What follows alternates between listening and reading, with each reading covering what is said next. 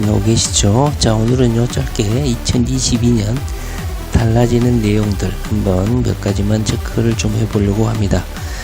새해가 되면 항상 각 영역 섹션별로 새로운 제도 그리고 법률 변경, 새롭게 시행되는 제도 여러가지 측면에서 공부를 해보게 되는데요. 벌써 1년이 후딱 갔죠. 이미 블로그라든가 여러 언론에서 이런 부분들을 간략하게 설명을 하고 있는데 아직 체크를 안 하신 분들은 한번 간단히 함께 공부를 좀 해보도록 하겠습니다.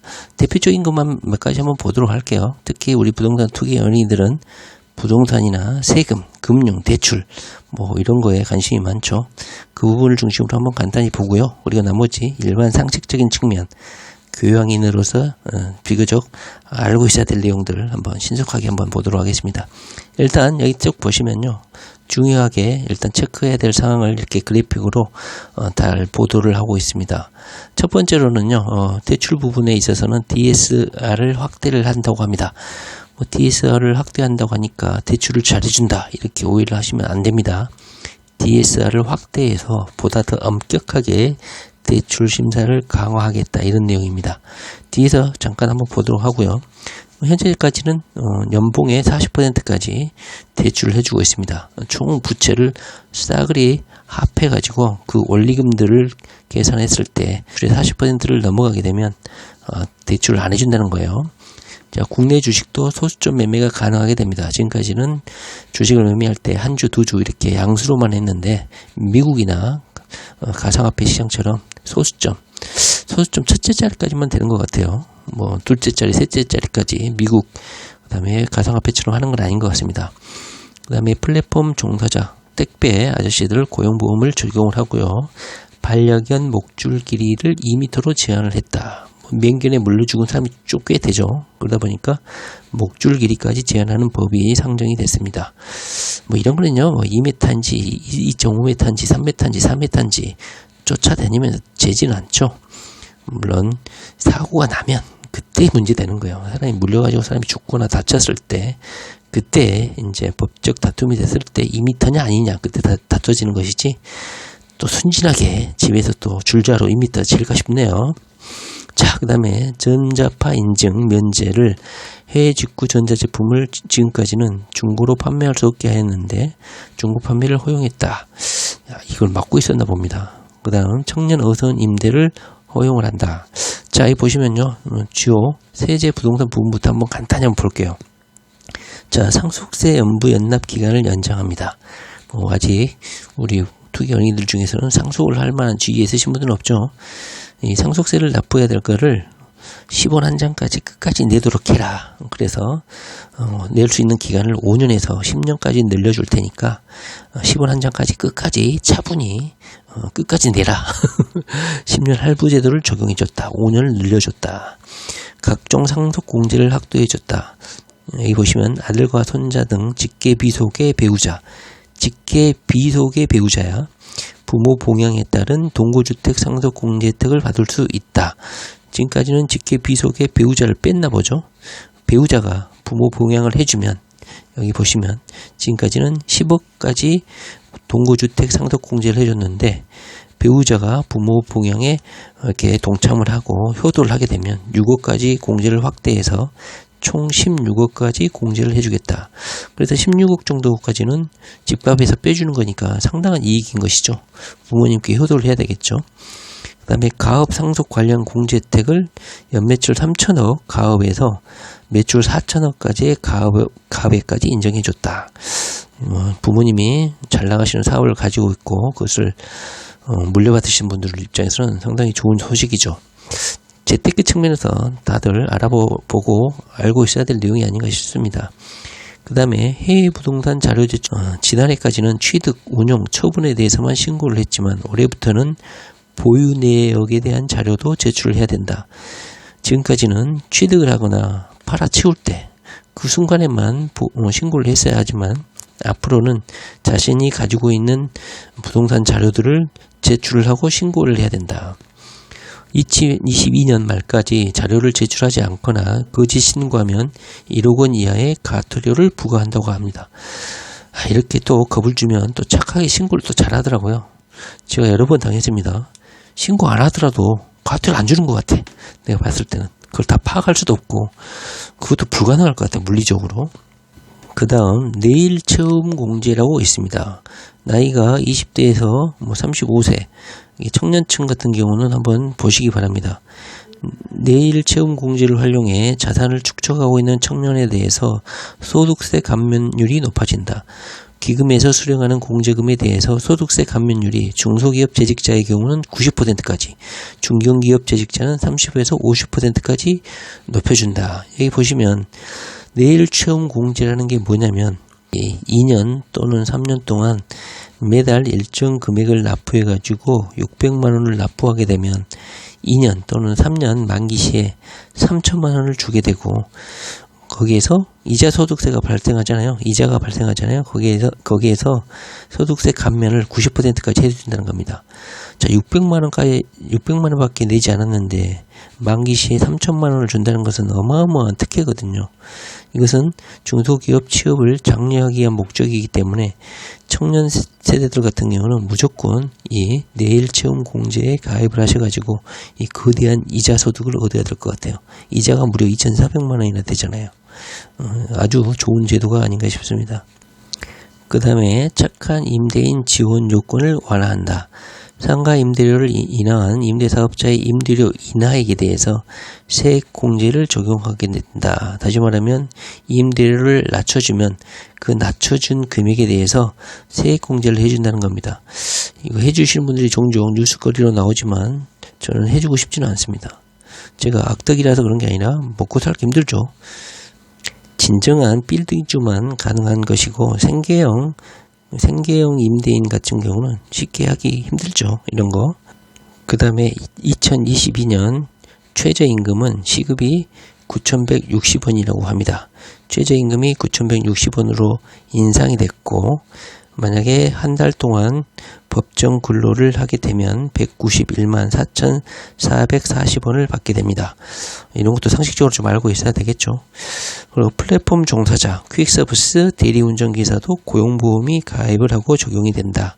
그리고 근로자 10인 미만 소규모 사업, 이것은 오너, 사장님들이 알고 있어야 될 내용이겠죠.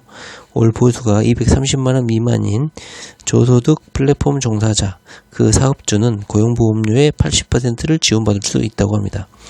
그 다음에 여기 또 가장 중요한 내용이라고 생각되는데요. 관공서 공휴일이 있잖아요. 관공서에서 대체휴일이다 그래가지고 쉬는 날이 있는데 대부분의 일반 회사는 쉬지 않죠. 공무원이 장땡인 이유가 이런 것이죠. 공무원들은 다 쉬는데 일반 기업의 직원들은 출근을 하잖아요. 그것을 5인 이상 된 회사들, 5인 이상 30인 미만의 민간 기업도 명절, 국경일, 그 다음에 대체휴일 이런 것도 유급휴일로 보장을 해야 된다고 합니다. 참 좋은 제도인 것 같습니다. 지금까지 좀 약간 차별의식을 좀 느꼈죠. 그 다음에 영유아기 집중 지원을 확대한다고 합니다. 여기 보시면 올해 2022년에 태어난 신생아에게는 1회에 한해서 200만원의 상품권을 지원한다고 합니다. 그리고 만 0세에서 1세 아동에게는 영아수당을 매월 30만원을 지급한다고 합니다. 가장 돈이 필요하고 많이 들어갈 때죠.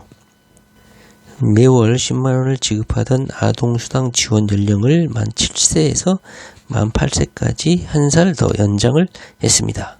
그리고 우리 조국 때문에 새로 생긴 법이죠.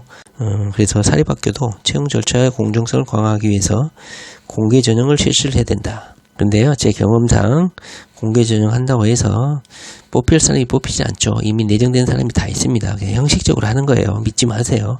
우리 투기 어린이들 중에 혹시 믿을까봐 이런 거. 대한민국에는 공정이란 게 흔치 않습니다. 그 다음에 10년 만에 게임 셧다운제가 폐지가 된다고 합니다. 게임 셧다운제 때문에 대한민국의 게임 산업 발전이 많이 가로막고 있다 해서 폐지 여론이 많았었는데 드디어 폐지를 한다고 합니다. 강제적 금지 대신에 보호자하고 자녀가 서로 합의해서 자율적으로 게임 이용 시간을 조절하자, 뭐 이런 차원인 것 같습니다.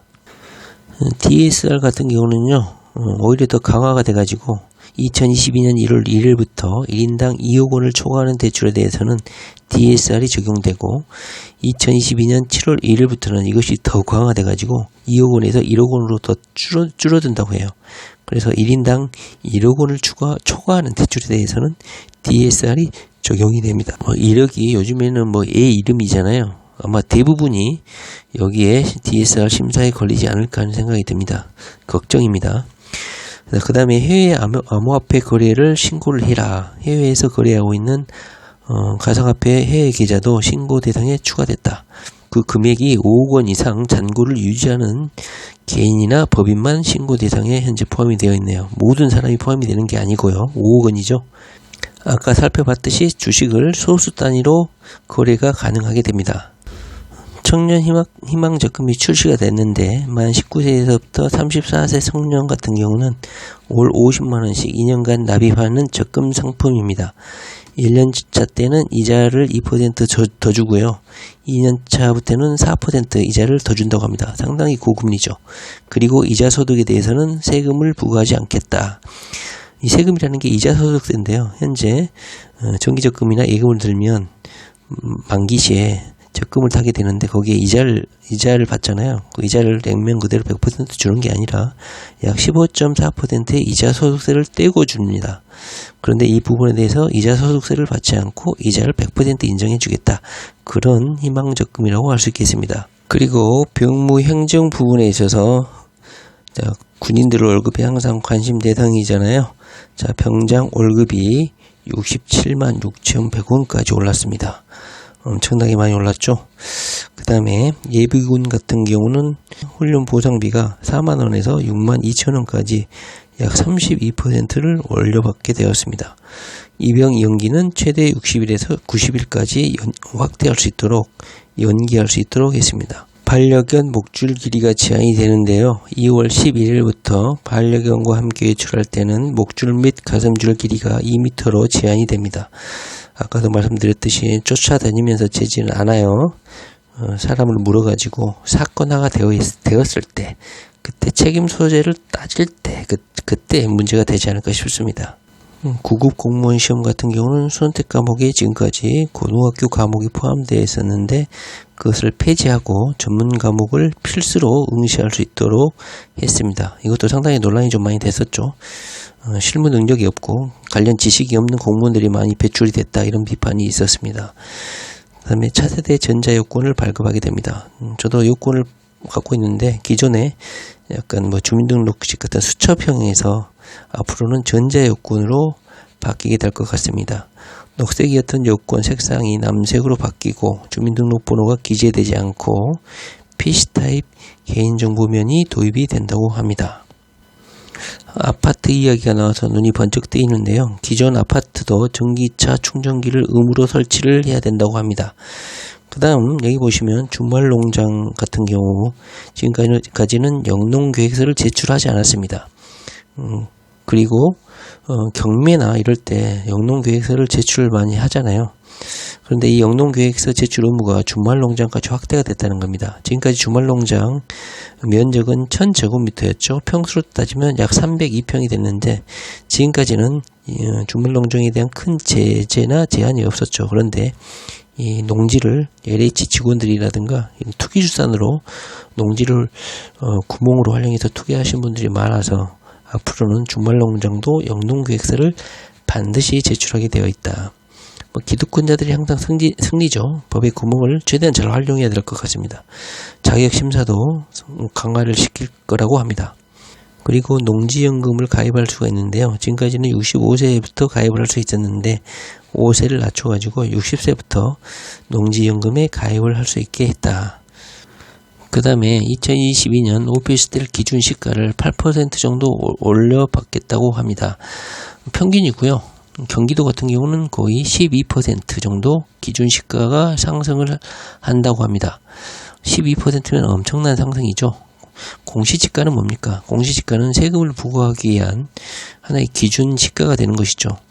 실거래가는 국세청에서 계속 추적할 수가 없으니까 어떤 표본 오피스텔을 기준으로 해서 기준시가를 설정하는데 이 기준시가가 작년보다 무려 12%가 올랐다 이렇게 보시면 될 것 같습니다. 뭐 대부분이 경기도나 서울을 투자 대상으로 하고 계시기 때문에 서울은 7.03, 경기도는 12%, 11.91%가 상승을 했습니다. 기준시가는 상속증여세 및 양도세, 과세시가를 알 수 없을 때 활용이 됩니다. 이 기준시가는 보시면 홈택스와 손택스의 스마트폰에서도 확인할 수 있죠. 여기에 개별 건물 및 호수의 기준시가 내역을 검색해서 확인할 수 있게 됩니다. 아파트도 마찬가지고 오피스텔도 기준시가가 상당폭 오른 것을 알 수가 있습니다. 세금을 상당 부분 좀 많이 내게 될 것 같아요. 하여튼 많이 얻는 만큼 앞에서 봤듯이 많이 복지 혜택이 있는 만큼 세금도 많이 받아갈 것 같습니다. 자, 오늘은 2020년 달라지는 각종 제도들 상식 한번 알아봤습니다.